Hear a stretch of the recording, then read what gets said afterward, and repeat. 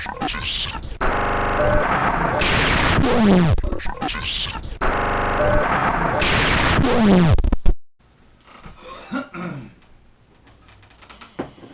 what's up guys? Troy ATXRC Productions here. We're going to talk today just about drones and about our world that's going on around us, whether you're inside as a drone pilot or whether you're part of the public. So real quick, drone, negative connotation, right? Everybody hates it or people love it or I don't know.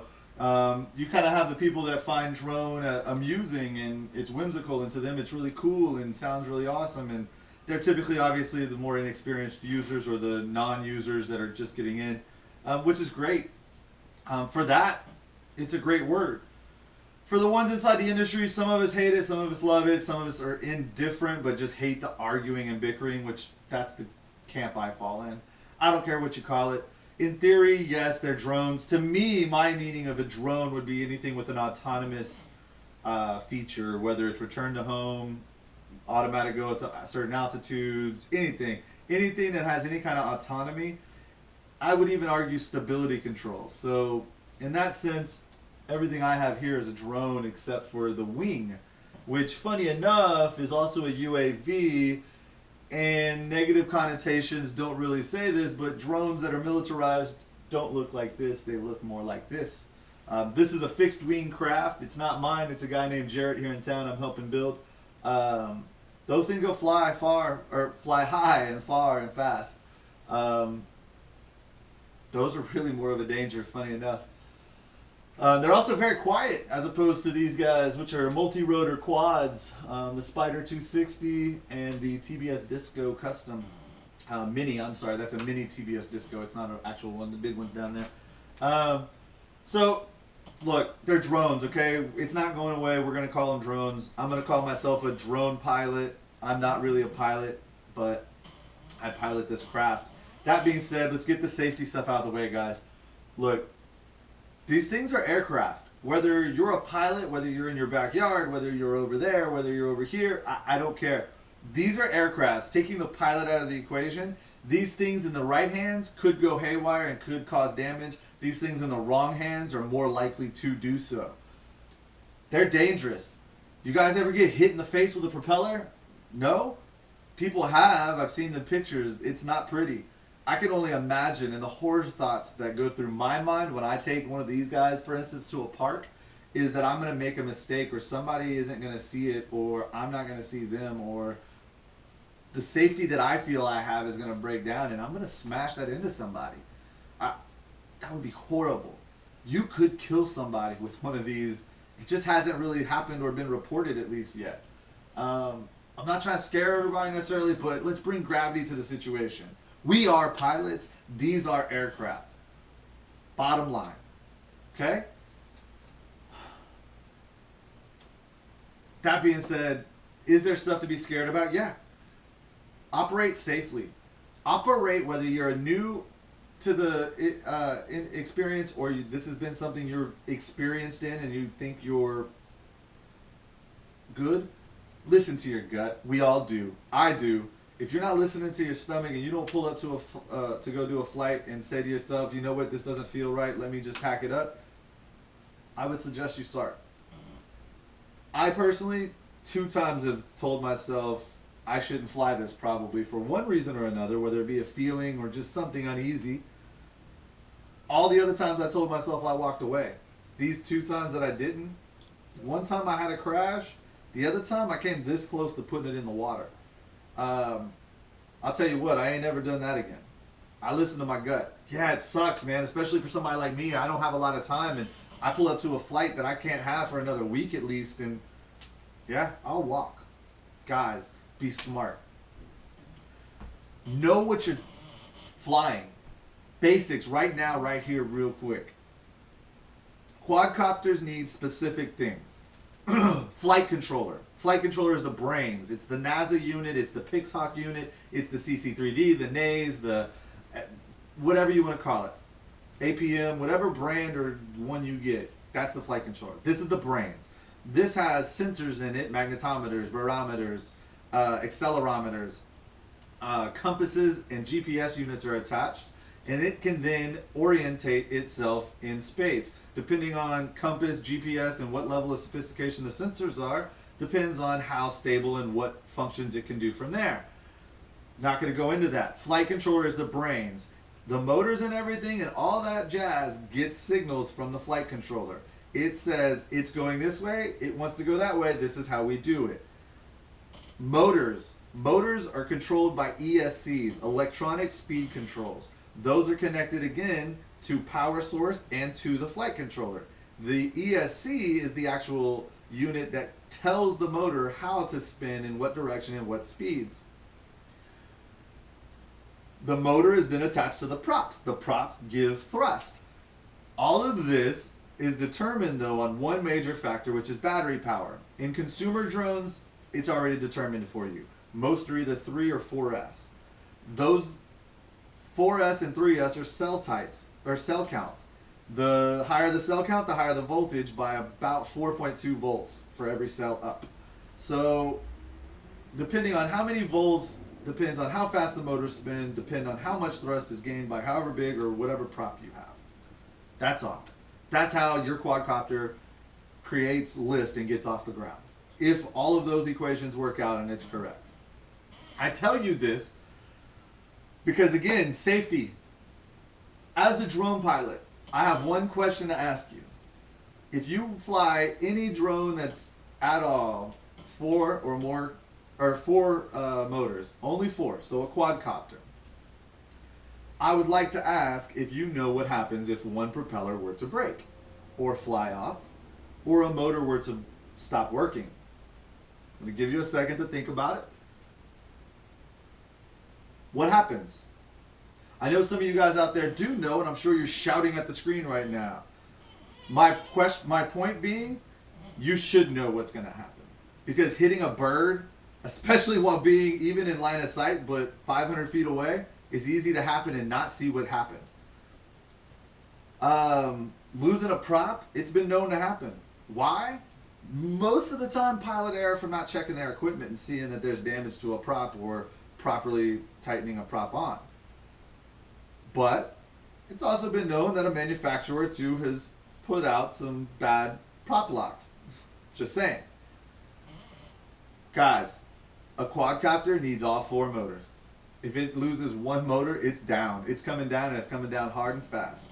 In fact, at this point is where being you in experience or inexperience is going to determine how it comes down and how hard and where, and you can't really fly it, but what I do mean is it's going to continue to try to correct itself. I've had a couple of quads go down mid-air, whether they were small or even the Solo, which I watched tumble down the side of a roof, and then I watched it try to correct itself.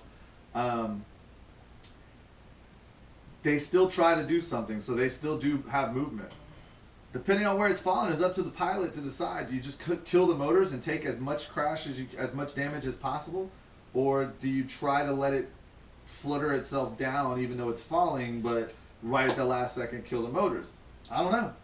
Depends on where you're falling, really. It depends on what you're going to fall into. So, me, I let it kind of tumble its way down midair, and then I kill the motor right as fast as I can. But again, that's assuming I know where it's falling. So, guys, you got to know this stuff. This is why it's dangerous, okay? Does Joe blow up the street think you're spying on him with his pot plants, whether they're legal or not legal? I don't know. What I can tell you is this. It's up to us as a community to come together. It's up to us as a community when we're out and we are questioned by civilian or even police, that we're calm and collected and cool about it, and that we understand that people are uncomfortable with what we choose to do. Nobody held a gun to our head and told us we had to go get a drone and had to go fly it in the public. Hypothetically and theoretically, and how the business is really technically wanting us to do this, yeah, they sell them on the street corners at every dang store, but they also don't want you flying them in theory, besides out in wide open, clear spaces. This is one of our frustrations in our arguments. Do I say that am I saying that I don't understand that viewpoint from the consumer of, well, you sold it to me, I get to fly it? I do. But you also chose to do this knowing that it's controversial or that people aren't all comfortable with it. Legalities aside, I'm not going to talk about legalities because I don't know it. But I'm going to give an example of today something I heard. I heard somebody ranting about how they couldn't believe in their neighborhood after a year of flying that today some a-hole decided to take it up with him and tell him he couldn't fly or hover over his house or his street. The guy, the pilot, then responds with, "Where the F do you live?" As in, acting like I don't even know where you live, it's just a GoPro, and starts spouting off about GoPros. And the guy says, "I know all about GoPros, I have a few, blah, blah, blah, but you still can't fly over," whatever. I'm going to stop it there. The pilot is in the wrong. First of all, you're over houses and neighborhoods. Look, we've done it, I've done it. I've got the videos to prove it. That being said, if I'm ever over my neighborhood or in a neighborhood and somebody in that neighborhood does say, "Hey, I'm not comfortable with this," I'm down, I'm out. As soon as they start approaching, I'm going to already start deflecting. "Hi, how's it going? Blah, blah, blah. Oh, what do you do?" I've done this a few times, and I tell them, "Oh, it's no big deal. Don't worry. I'm bringing it back in now, and we can talk in a second." That typically focuses their attention on my copter for a minute, and then as I bring it in, they get a little more interested in the copter, and then they start seeing. I even keep my monitor and my goggles to where if somebody walks up, I can let them view the monitor while I watch my goggles, or line of sight usually, because that's how I'm flying and the goggles are back up. That takes them down a notch. They start getting interested. You land and they see how loud it is, and they realize you can't really be spying. Sometimes, I don't know, and I haven't had this, but I've heard that even then people get upset. Hey, again, I apologize. I didn't mean to make you uncomfortable, ma'am or sir. I was just doing my thing, but I'm more than happy to go ahead and get out of the area. I don't care if it's your neighborhood. I don't care if you've lived there for however long. These people lived there. It's an aircraft. In theory, you could hurt or damage property. Hurt someone or damage property.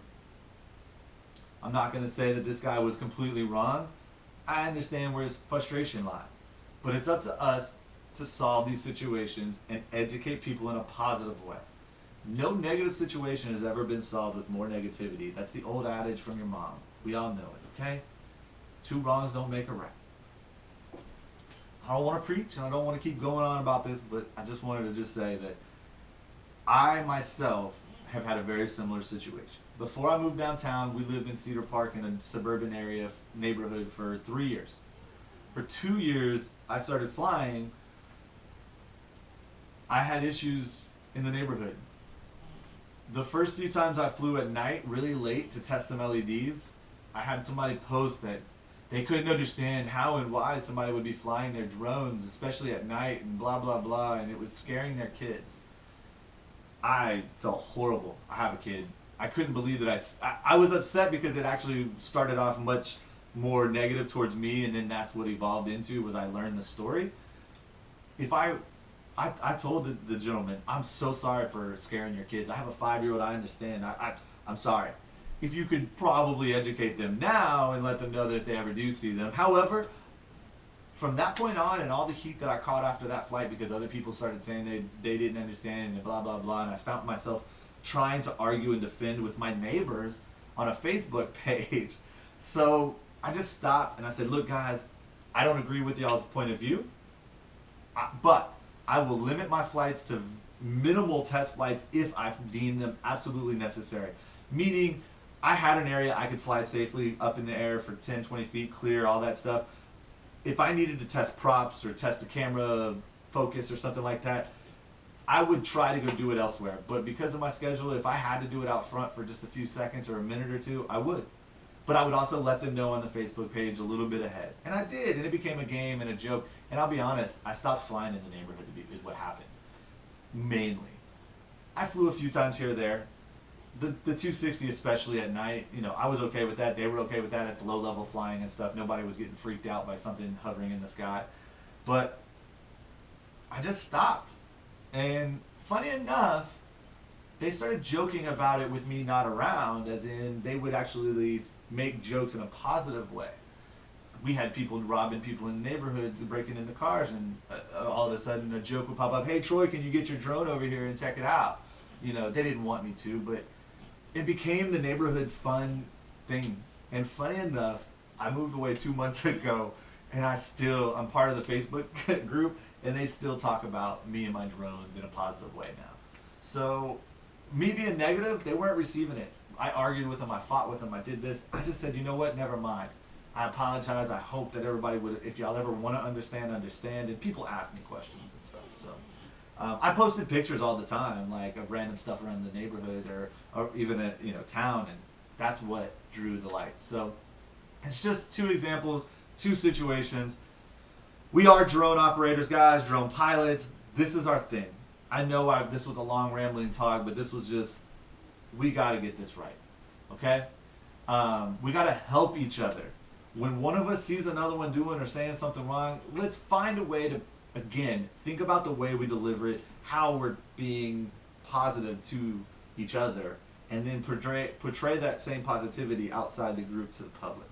I will say to the senior guys out there, I've seen this industry in ground RC go from something very similar in its infancy to the guys that really know what they're doing, the guys that have the experience way more than me. We need you guys to speak up. We need you to be truthful. We need you to help us. Same thing. Look, we got to tell people hard facts. You want a 333, you should understand your aircraft. You want to do any commercial work, you should understand your aircraft. That being said, you shouldn't see that as negative when somebody brings that to your attention. Ask them how. And the guy bringing it to their attention, teach them something about it. Be polite about it. Hey man, if you want, I could really explain to you how these things work and show you. If you're in a local flying group and you see somebody new, ask them if they want to go fly with you for the first time. A lot of people are scared to ask. They just spend all this money and they don't want to ask, oh, can you show me how? No. These are things that I'm trying to do, that I want to do. Save these guys that are shipping things off to get fixed. If you know how to fix things in your town and you got some spare time, offer to show people over the internet if you have to, or pick it up like I did yesterday. I picked up a P3 from somebody. I'm fixing it for him. $180 worth of parts, and he's going to get hopefully a brand new Phantom 3 back from a small crash that he probably could have paid $400 or $500 to ship it off somewhere and get it fixed. I'm doing it for $50. And at the end of the day, I'm not even going to make that $50 because of the time. I mean, guys, this is our baby. We got plenty of stuff we can do with it. There's plenty of pie to go around. You want to shoot real estate, shoot real estate. You want to map. You want to develop new systems, great. I'm not asking you to share all your new ideas and tech interests. I'm just saying, let's help each other move forward, help each other get experience, quit calling each other names, and quit fighting amongst ourselves and the in-routing. It just has to stop, okay? Cool. That being said, here in Austin, I hope, and this is what I want for everywhere, I'm hoping to bring ATX DroneWorks and Drone Space to fruition. All these concepts I'm talking about now, including other concepts as far as education and maintenance and services, all included, all together by people of the city, like-minded, with equipment and in the same interests. Drones being the obvious center point. So anybody want to get involved with that here in Austin, let me know. I'm drafting up some stuff. I've got a Kickstarter actually about to go live. Just got some more final odds and ends to reach out to and get kind of worked out. Anybody wants to participate, anybody wants to be involved, let me know. ATXRC Productions, thanks for listening to this rambling rant. I appreciate it. Fly safe, fly smart, just fly, man. Just fly and educate. Y'all have a great day.